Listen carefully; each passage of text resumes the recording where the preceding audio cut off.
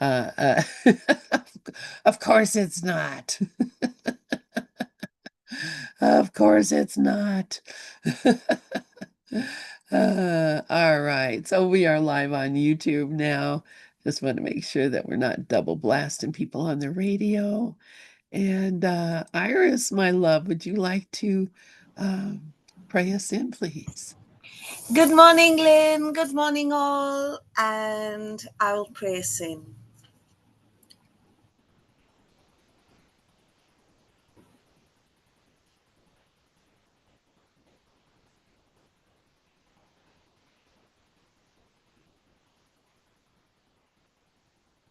I am here only to be truly helpful.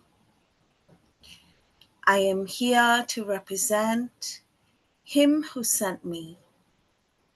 I do not have to worry about what to say or what to do, because He who sent me will direct me. I am content to be wherever He wishes, knowing He goes there with me. I will be healed as I let Him teach me to heal. Amen. Amen. Amen. Thank you so much, Iris. All right, so if we read paragraphs 5 through 8 of the rewards of God, then we are moving on now to creation and communication. Oh my gosh, this is so cool. This is a great, okay. um, I'm not going to say anything. I'm just going to let us start reading. Who would like to read paragraph 1 of creation and communication? And welcome everyone, Iris, Karen, Mickey, Rafi, Regis, Bob, and Sharon. And all you folks out there listening on the radio, welcome, welcome, welcome. So yes, Iris, yes, please. Thank you, Lynn. So, paragraph 1, creation and communication.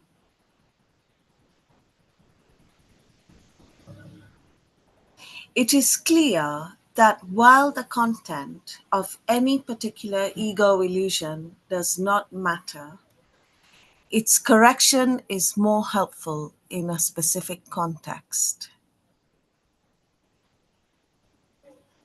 Ego illusions are quite specific, although the mind is naturally abstract. Part of the mind becomes concrete, however, when it splits. The concrete part believes in the ego because the ego depends on the concrete. The ego is the part of the mind that believes your existence is defined by separation. And this is really true. Like, I did notice that. This week I did notice that, like the ego, where it says that the ego illusions are quite specific, and then part of the mind becomes concrete. So, like, it's true because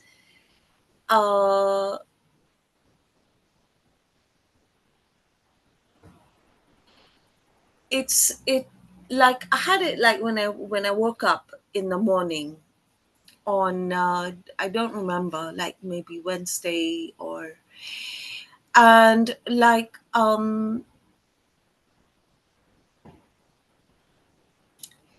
and it's like the thoughts that we have, like the thoughts that I have are very repetitive. They're like they just are the same stuff over and over, like and it's like all like a mixed bag of, they'll just go like from what I have to do today, uh, what I have to do like at work today, and then like uh, just like really repetitive stuff. Like there's nothing new in there. It's just all like the same stuff, you know. And like and they're just completely random. Like just, you know, if I sit there and if I would just watch like the thoughts, um they're just kind of just all different ones, like just very very repetitive, you know. Like and there's no difference to like the same thoughts that I had probably like 1 month ago to last year. Like there's, I mean, it's just the same stuff, you know. And like I notice like it's not its fault. It's like I mean, it's not like the fault of the ego. It's just, I mean, that's, it's not the fault of the mind, quote, with that part of the mind, you know. It's completely disorganized. It's really true. Like exactly what it says in that lesson that says like God's voice speaks to me all through the day. It's totally disorganized. It's complete chaos. There's no like consistency. Like it can't even hold on to like one thought for long enough. It's just kind of, but the thing is that like that's the concrete part. It's like that uh I'm I have a choice of whether I want to like believe this or not, whether I want to like engage with this or not. I do have a choice. And but when that stuff is going on, like it's really very concrete, exactly what it's saying here. Like the concrete part believes in the ego. And uh but if I just step aside a little bit and just I mean, even if I can like just say even like a short 2 words like I am, you know, I can just see like, okay, well, I don't need to listen to this. It's like only if I want to I can, but I don't really need to. And I can just be like I am,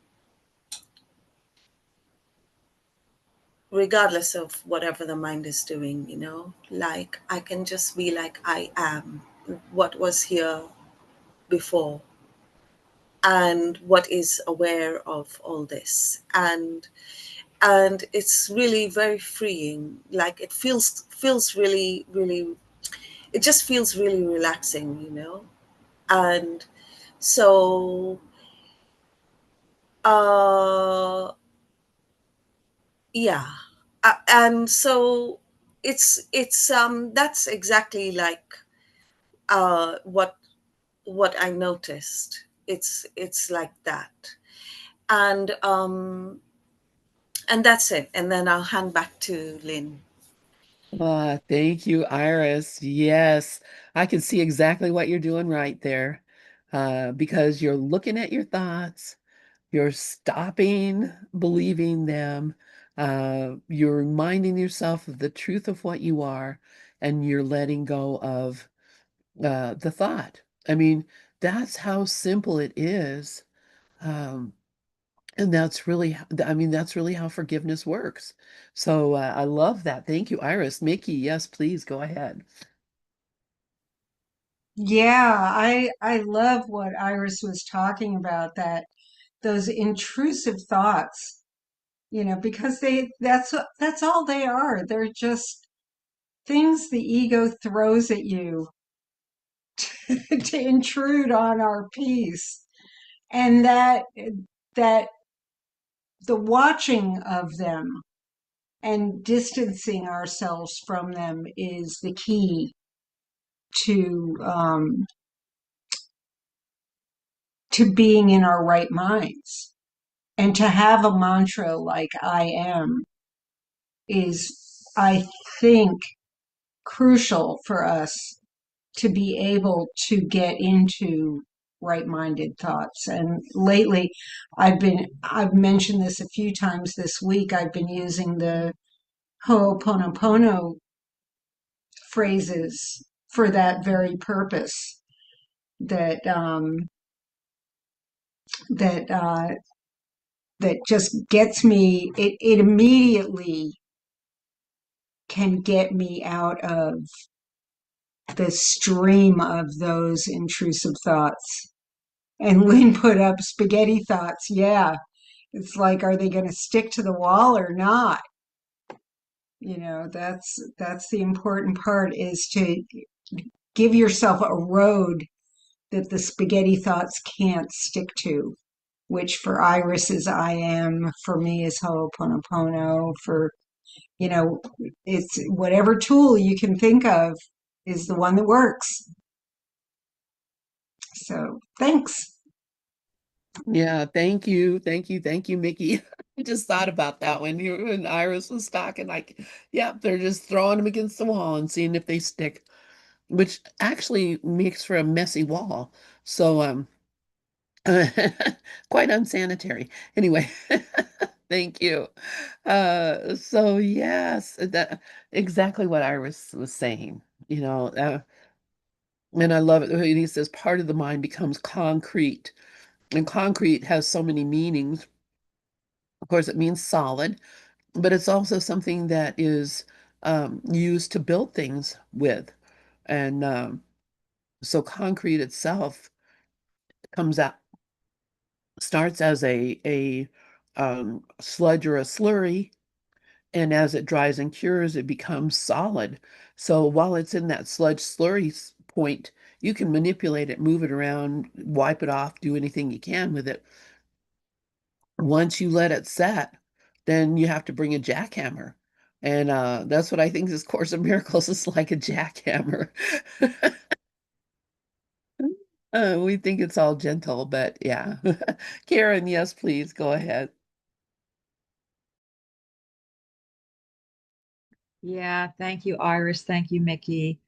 Um, Thanks, Lynn. As Iris was sharing that, I like to say, I am the dreamer of the dream. I am the decision-making mind.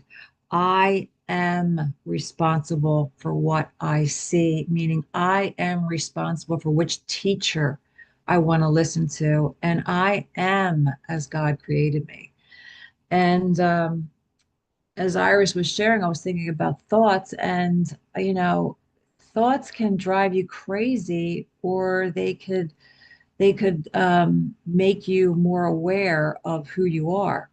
So it can go either way. But I've been going through a lot of physical stuff lately, and I'm really coming to a really comfortable place right now. I'm really feeling accepting where I am and recognizing that I really don't know what anything is for. And, I went to several doctors within the last week, and I'm more concerned about what's going on with me than they are. That told me a lot. That told me a lot. That told me that I'm adding to a story, and that I can let the story go anytime. And there is no order of difficulty in miracles. There is no hierarchy of illusions. Every problem is the same. And it is the belief that I could be separate from God, which I'm not.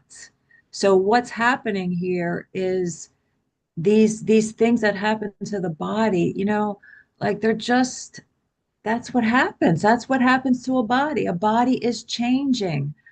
The mind is changeless. So which one do I want to stick with? Where do I want to be? And I'll tell you something, just and listening to the direction of the doctor really makes me recognize that I don't know. And doing what the doctor tells me to do is making me feel better physically, because I'm helping myself. So it's good to use the magic, and it's good to get second opinions and third opinions sometimes, to really get it. Because I don't know what anything is for, but I do know that I am as God created me, and I do know that this body is just here for, it's actually what it's here for is to allow God's voice to speak through it to human ears. That is the purpose of the body, and that is my mission here. Thanks.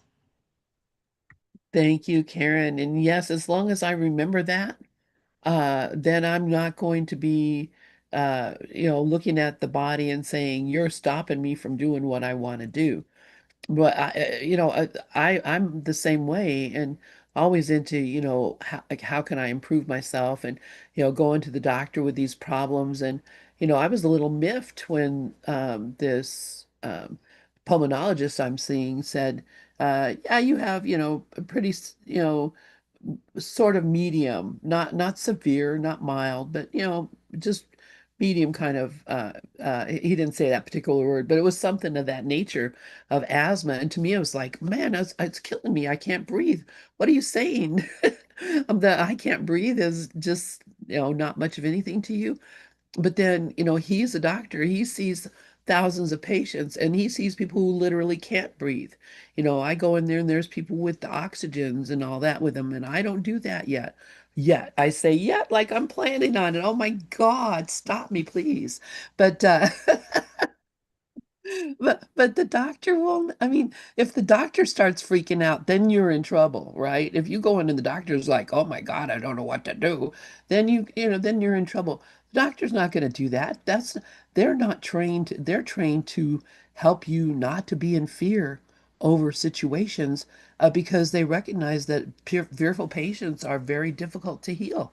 So I'm sure he's seen much worse, and all of them, and they're not going to make it seem like what you have is the worst thing ever, because that's not helpful. So definitely, yeah, yeah, give up on that self-improvement. That's every time I'm like, I'm on a freaking diet. I'm always on a diet. What's wrong? Why am I always on a diet? Because I really want to eat a lot of good stuff. So I have to watch myself, or else I'll weigh 400 pounds. What is wrong with that? What is wrong with that? If that happened, that would happen. But I decided, and this might be helpful to you too, Karen, and anybody else. I realized, it's been several weeks ago, I realized this is God's body. This is not my body to do things with.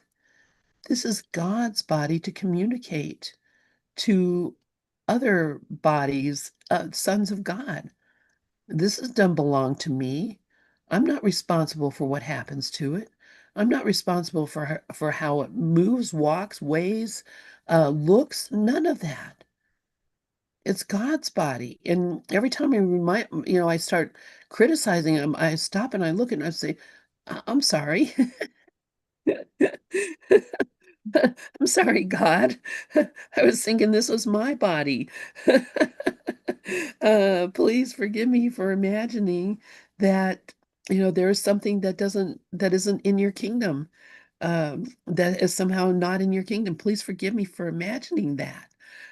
Thank you for reminding me, and thank you for taking care of everything without my help. And I love you. So there, a ho'oponopono for reminding myself that this is not my responsibility. Duh, not at all. Um, and so let's see, Rafi, Sharon, and Iris. Go ahead, Rafi, please. Yeah, I'm just loving what the people who came before me were sharing. It was so right on the mark. And it reminded me, and I need to be reminded constantly, that all thoughts come generated from feelings of lack, limitation, and separation, which of course are just concepts. But you feel them as if they are feelings. And by letting go of the feelings, I'm letting go of the thoughts that are that are underneath the feelings. So all of this is beautiful tools to continue to quiet this thinking apparatus we call the ego mind, and get to the point where the only thing that is the reality of quiet. And fortunately, we have all of these wonderful tools to do that. But every time it comes up, okay, it's a lacking feeling of I lack this, I lack that, I lack that. What is it? It's just another feeling. They all come up to leave. Can I let this go? Yes. And by doing so, the subconscious thoughts underneath that dissolve. So they never come up. I don't have to deal with them. When they do come up, I just get all I do then is just look at them and say, okay, what's that thought for? I have no idea, and it has nothing to do with, and it just goes away. So, I just want to thank everybody for all that beautiful sharing. Thank you. Thank you so much, Rafi. And yes, always I get so much out of your sharing as well. And all these reminders are perfect. It's just wonderful. Okay, Sharon, you're up next. Yeah, I wanted to say, when Karen was sharing, I had like a memory of when I had fibro, and well, I still get like some kind of flare-ups from fibro and chronic fatigue, but for the most part, it's either gone or it's in remission. And so I used to, no, I didn't know enough when I was really struggling for years with pain and not so much resistance. The resistance was just thought. But the resistance was if my body pain goes away, then I'll feel better. And that's the ego. The body is gets in the way if we wanted to look a certain way, be a certain way. It's all ego that's doing that. Ego is generating a thought for us to be upset about to distract us. The body means nothing. Ken Wapnick, he had cancer. Many people. Adi Ashante has pain that is awful, that he had to stop teaching, and yet he is considered to be probably in his final, I would say that he's a teacher that's quite advanced, if not already there. And so I really feel like let the body just go. It's what Lynn said, which I love when she said, just give it to God because it doesn't belong to us. And the magic is God too. If everything here is love, nothing here can hurt us. And it's just a disguise. So one of the things I wanted to thank Rafi for is I had wanted to find out about the release technique, and I had listened to Rafi's teachings in here, and then I also had it on Kindle, but I got the book now. And I'm going to say between Ho'oponopono and the release technique, we have some amazing ways of letting go of resistance. Because what the release technique basically, what Hal does, Hal wrote the book. He had gotten the rights from Lester Levinson, and the book that he wrote has so much psychology in it. It's equal to the course in so many ways because the psychology of this book on how he breaks down every part of the seeming system that we're in and everything in the book is so delicious. I couldn't even so I go back and forth between Ho'oponopono, which works for me, and also can I let it go? Would I let it go? These are the questions. You go, can I let it go? Would I let it go? When? Now. And the readiness is there because we're in the light. So it's kind of like, because I think as we go deeper, the ego can get feistier and it can come up with more lies about itself, but it's really only talking to itself. It's never ever talking to us because it's not really there. It's a voice box that's in us that believes that we're the people and we're not. But there's habit there, and there's also Lori, who shares with me on Thursday, always says that we can heal the whole body because I forget the teacher she went to, but anyway, one of the teachers she went to said you can do that. Yeah, if that's in your unfolding, but it's a script. So it's kind of like the thing that I'm witnessing these days is I have tools to do stuff. You cannot fail this because the divine will is here all the time. And you can either ask the right mind, you can do the release method, you can do, there's so many options. And the Ho'oponopono I like because honest to God, if you just put a song on for like 10 minutes, you get that peace right back. It's all the same because is the light is attracted to the teachings because the light put everything there. And then the ego put the armor there, which I feel like the ego really is a helper. because it's there to give us a lot to hate and show us how much we hate. So we don't want it, because the attraction to guilt, the attraction to fear of love and the fear of God is in the whole mind. So it's just beautiful. So I just wanted to say thank you guys. Wow, thank you, Sharon. That was perfect, and beautiful. I love everything you just said. Iris, and then Rafi. Please go ahead, Iris. Yeah, thank you, Lynn. Thank you, Sharon. Thank you, everyone. Yeah, like I just had like three things that came to me that was like that it's really wonderful that we have all these tools, and they they're all kind of similar. And like one of the things I tried this week was when there is a feeling, and it's just like what Rafi shares, like same thing, like welcome it.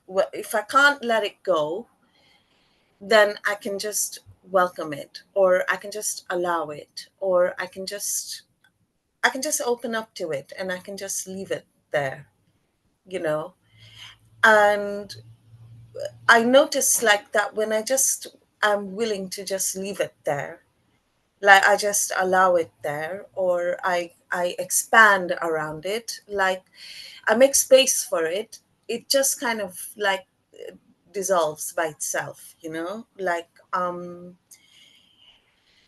and I really find that helps a lot, and I really feel um like a bit more relaxed in my body. I can feel it. And then the other thing I wanted to share was that there was this one day I was speaking to someone at work, and that person was yoga, like they'd been a yoga teacher for a long time, and so I was of course very interested in all that. And so that person said to me that all knowledge is like it's of God, like all knowledge of the spiritual teachings, knowledge of the science, knowledge of just all knowledge is knowledge with a capital K.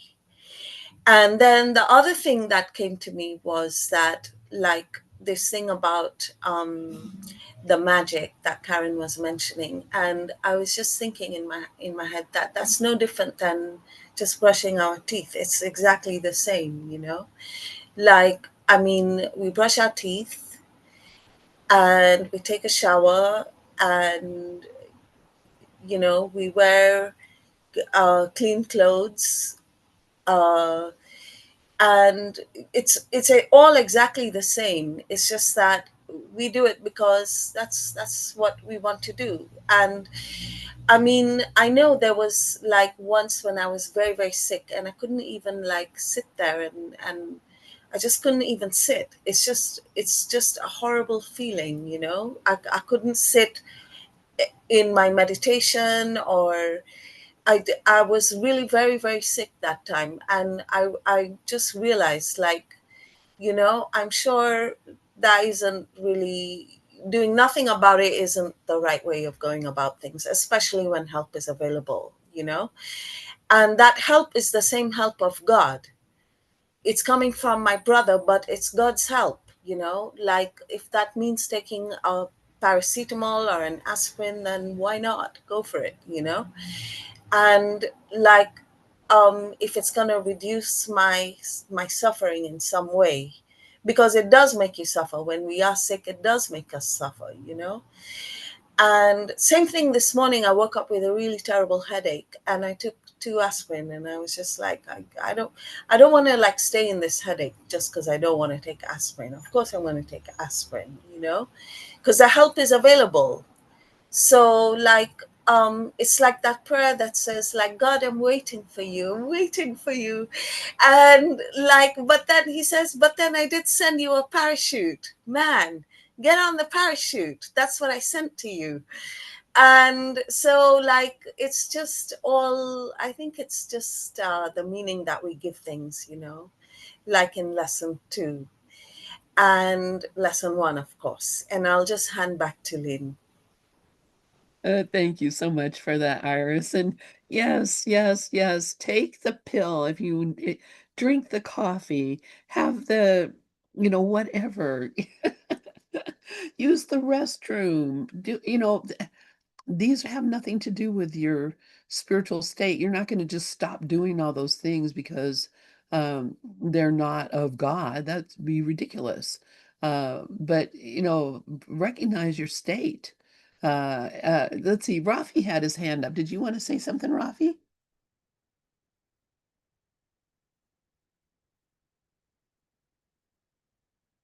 Okay. All right. Well, then let us just move on to the next paragraph. And so this section is called Creation and Communication. So he's already got us explain to us exactly what our state is, where we are. So who would like to read paragraph 2?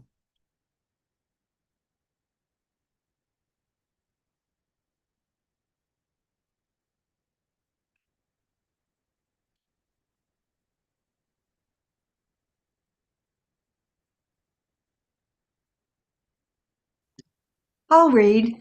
Thank you. Only because I was just scanning it and thinking, oh, I need to look at this more closely because there's some things I'm not too sure about. Good. Such Yeah. as everything the ego perceives is a separate whole. What does that mean? Everything the ego perceives, well, because we think we're separate. I think I'm separate from my body is separate from other bodies. Everything the ego perceives is a separate whole without the relationships that imply being. And in the Course, being is knowing, and being is wholeness. And, if we can't have the relationships with everything else and we think that we're a separate wholeness in and of ourselves, then we can't, being is oneness. Okay. The ego is thus against communication, except insofar as it is utilized to establish separateness rather than to abolish it. Yeah, the the ego doesn't want true communication. It thinks it can go blah blah blah and say, I'm separate from you, you're from a different country, you're from a different state, you're a different color, you speak a different language. It wants to establish, it thinks communication is to establish separateness. So the ego thus is against communication except insofar as it is utilized to establish separateness rather than to abolish it. The communication system of the ego is based on its own thought system, as is everything else it dictates. Its communication is controlled by its need to protect itself and will disrupt communication when it experiences threat. Yeah, ego thinks that as long as I can establish everybody's separateness, everything's okay. As long as we're using communication to establish separateness, ego's just hunky dory. But like when we get together and we study this material, a lot of us experience some serious backlash about it. Oop, where are you going, Lynn? Come back, come back. Where was I? Oh, good grief. Now I'm lost. 765.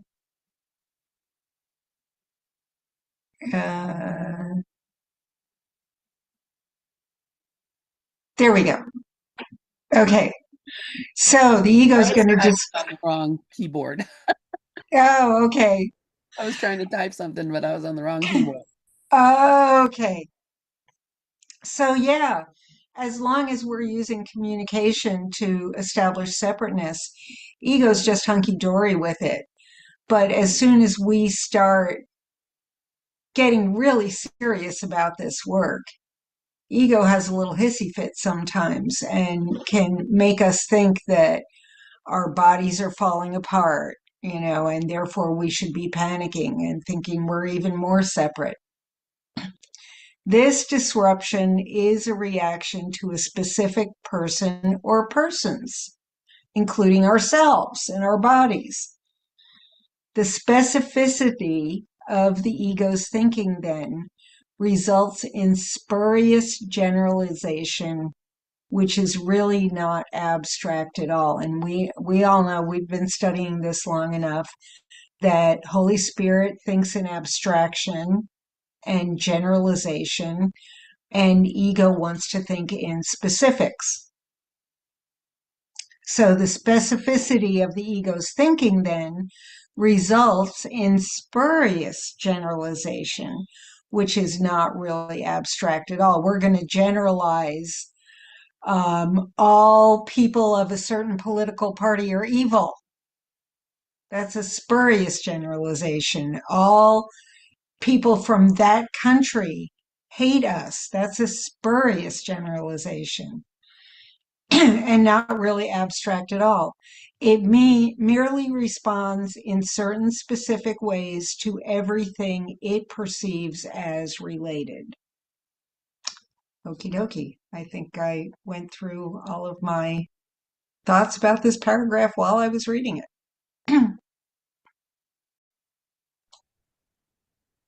Yeah, thank you, Mickey. Yeah, exactly. I mean,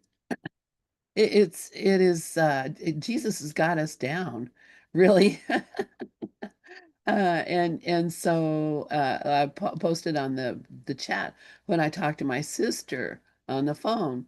We have agreed we won't talk about politics, we won't talk about religion, we won't talk about things that are spurious, that really have no meaning. We talk about our family, our children, our grandchildren, um, our health, things that, the two of us can agree with and not, not get upset about.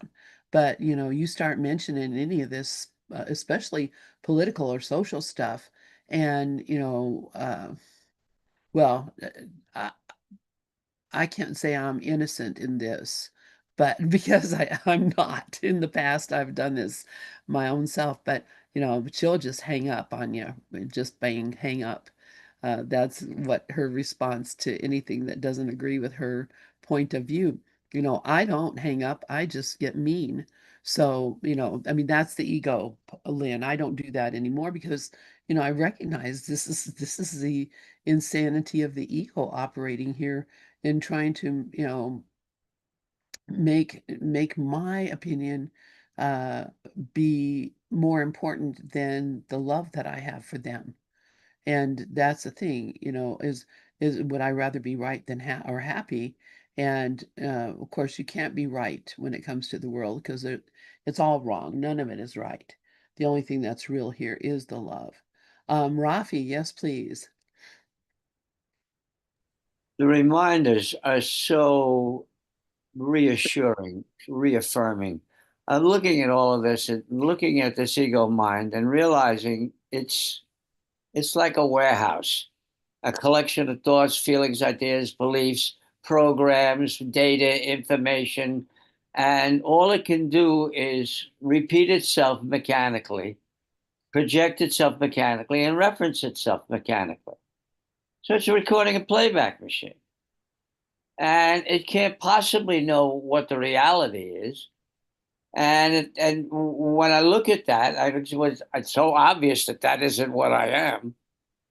makes it a lot easier just to observe it and put it in its proper perspective. It's just this machine that keeps this running over and over and over and over again.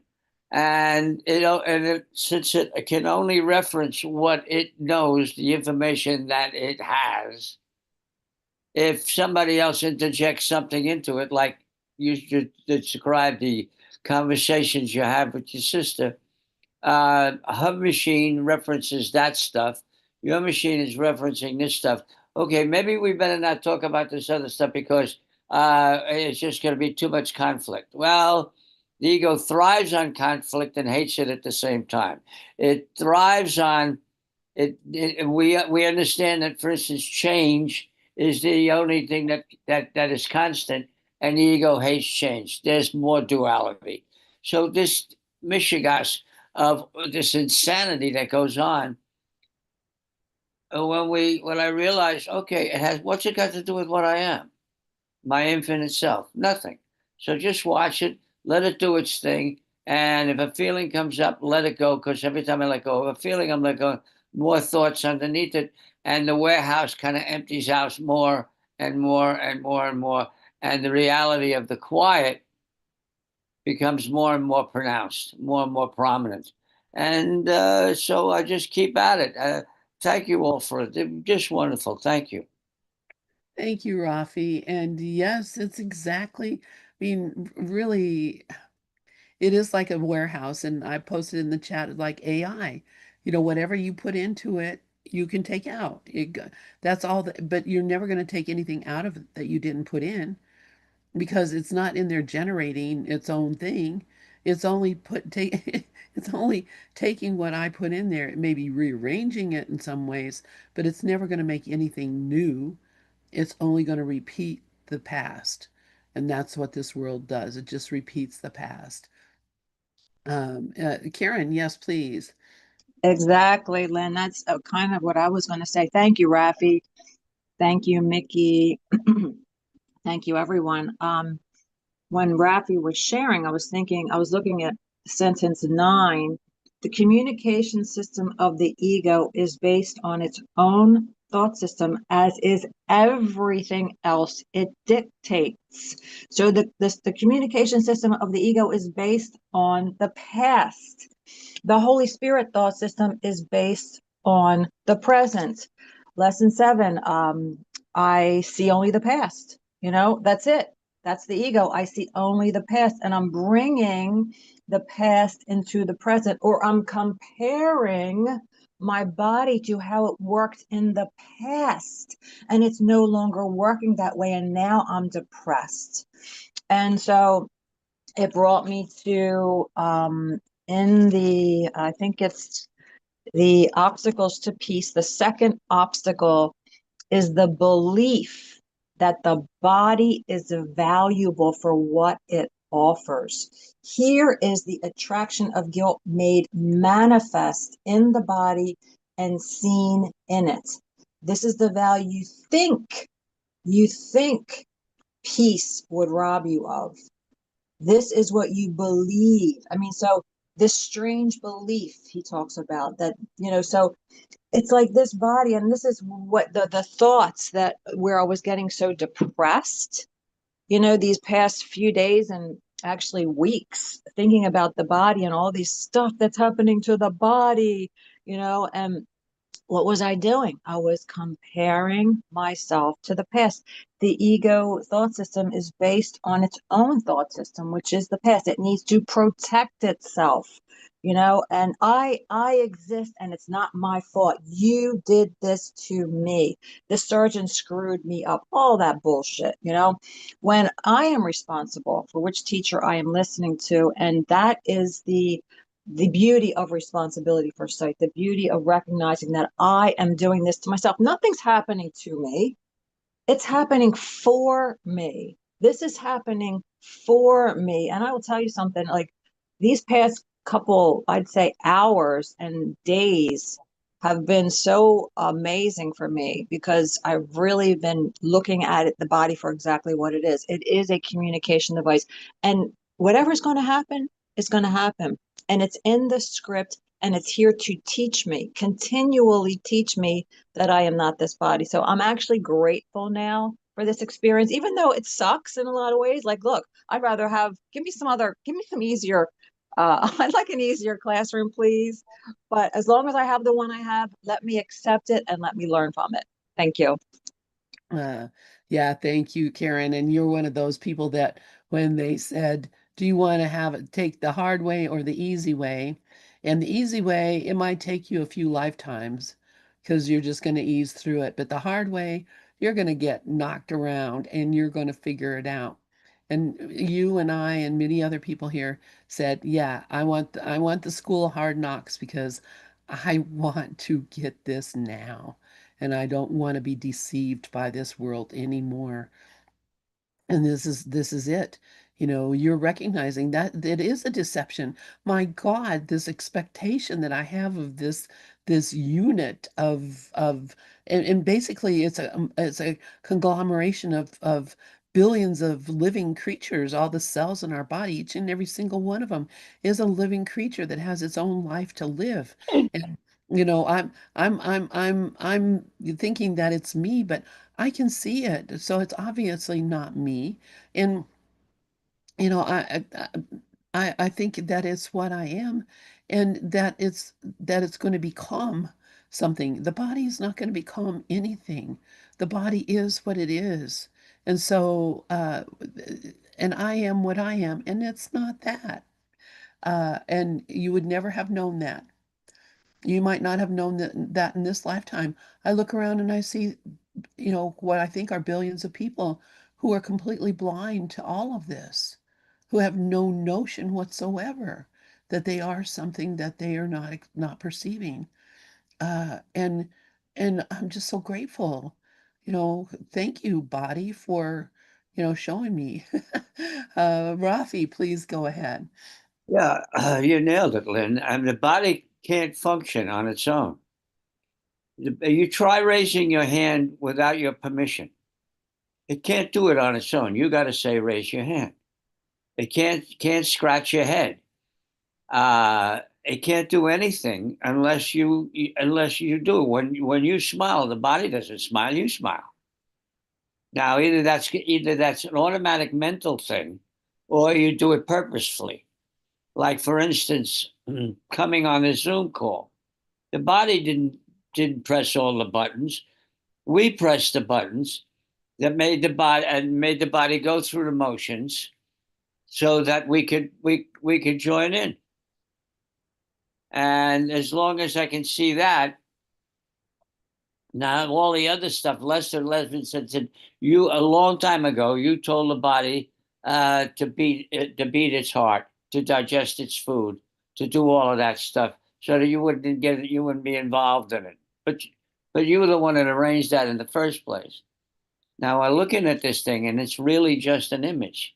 There's no physical thing called a body because there's no such thing as physical. So there's the paradox that makes it so. We make it function, but it doesn't exist. And that's the perfect. Now, Lester also said, if you want perfect health, if you when your mind is totally quiet, if you just say, I am perfect, at that instant you'll have perfect health. So I must have done that at some time because that's what I have. I don't recall doing it, but there it is. And it has nothing, and now it just functions on it can't function on its own because right now I'm moving my right hand and my left hand. The body's not doing that on its own. I'm making it do that. The body is not talking on its own. I'm talking through it. It's like a friend of mine recently, a person that I've known for many years. She so-called died. And it occurred to me, she didn't die. She just got out of the car. And that's what happens. It's just a carcass. It's a car case, a carcass that we use to communicate with. And in that regard, it's perfect. And in the other aspect, it doesn't exist at all. So thank you. Thank you, Rafi. And it is perfect. And that's, you know, when I recognized, that's when I said, this is God's body, not mine. It's got to be perfect. So, all the things I blame it for are just my own opinion. I think you should be doing this better. I think you should be breathing better. I think you should be sleeping better. I think you should be. Those are my opinions. I don't know. It's God's body. Let God do what he wants with it. Karen, yes, please. Yeah, of course, I'm led right back to the course. Thank you, Rafi. So in the very last section, very last chapter, choose once again the very first sentence. Temptation has one lesson it would teach in all its forms. Wherever it occurs, it would persuade the Holy Son of God. He is a body. That is the highest temptation here. And then he goes on to say, you always choose between your weakness. This is what we're talking about. The communication system of the ego is your weakness or the strength of Christ in you. And what you choose is what you think is real. And then I was led to lesson 91, which he talks greatly about the body in these reminders where he tells us that remember that all sense of weakness is associated with the belief that you are a body, a belief that is mistaken and deserves no faith. It is a belief to be undone. What you think you are is a belief to be undone. This is another thing that helps me when I start thinking I am this body. It is a belief to be undone. And the Course tells us that all beliefs are real to the believer. And it is a lie. There is a lie in the middle. It is not true. It's a belief to be undone by the Holy Spirit. And the Holy Spirit is the only, that's just my higher mind. There's nothing outside my mind. So I'm either believing I am this body or I am believing the truth of what I am as God created me. And this is everything. This big temptation that we have here is it's it's a joke. What is it? A joke to think that time could circumvent eternity? I just love this course. Thanks. I love that too. And it is a joke to think that time can come to circumvent eternity. I love that every time I hear Ken say it. And of course, it's directly from the course. It is a joke. And we're not laughing about it, which we could very easily be doing. And so I think after this, I'm going to play Strengthening the Mind's Immune System, a Ken Wapnick workshop. So I'll play that on Gather after we're done here. Rafi, yes, please go ahead. Yeah, here's how we can be in charge of all of this because we are. We make the decisions. Now, I had two tendencies. One of the tendencies was to put my finger in my mouth, and the other one is every time I felt itchy to scratch it. And I thought, why? So I broke the tendency to put every time my hands started to move toward my mouth, I stopped it. And every time I got an itch, I did not compulsively scratch it. The itch went away. Habitual tendencies broken because the mind is a series of these habitual things that keep repeating themselves over and over and over again. And I just keep breaking those tendencies. And by doing so, who's in charge here? I am. Is the mind in charge? No. Is the body in charge? Body doesn't even know what. Body doesn't even know what. It's like a piece of wood. It's like a little action figure or a bobblehead doll. It just does what it's told. Well, I'm telling it not to do this now anymore, and I'm telling it not to do that anymore, and it doesn't do that anymore. And because those habitual tendencies have been broken, have been stopped, those habits, those tendencies have been stopped. There's one less thing that has to be dealt with, and that leads more toward the quiet, and the quiet is where what that's the reality. Thank you. All right, thank you. Yes. Yeah, and it is breaking the habit of being yourself. That's the title of a book. Um, but that's what it is. I mean, it is just breaking the habit of the ego. And that can be done. How many habits? I used to chew my fingernails like, to the quick. My son still does, I notice. I don't know why. Why you chew your fingernail? I keep my fingernails very short, and I wish I could chew them again, but uh, I just don't have that notion anymore to do that. Um, but that there's so many habits. Smoking, I smoked. Drinking, coffee, these are all things that, I decide, oh, I need a cup of coffee. Oh, I need to do this, I need to do that, but I don't need to do anything. These are just ideas in my mind. So I'm going to go ahead and stop the share, and we will start again next week on paragraph 3. And hopefully we'll all be here. And I just want to thank you all for being here this morning. Thank you, Iris, Mickey, Rafi, Bob, Sharon, Elizabeth, Karen, and also a few people that were here earlier that are gone. Sally and Bruce were here. Want to thank you all for making my Saturday morning exciting and fun. I love you all. Bye bye. You do the whole gallery here so everybody can see. Bye all. Love you.